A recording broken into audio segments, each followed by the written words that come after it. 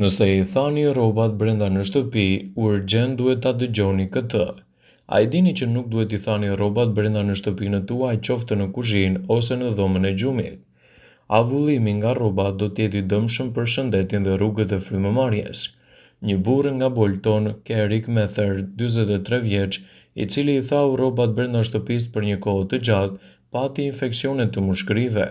Ai pati probleme serioze të mushkërive dhe mori për një kohë të gjatë barnat specifike për të luftuar infeksionet fungale.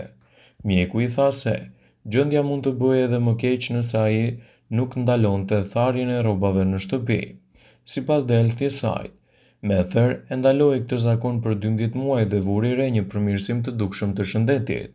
Përvoja e këtij njeriu është vetëm një nga shembujt. Ekspertët paralajmërojnë se tharja e rrobave në shtëpi të mbyllur mund të sjellë rreziqe serioze shëndetësore për shkak të lagështisë që rrobat i përmbajnë me shumicë dhe ndikojnë edhe në sistemin e frymëmarrjes.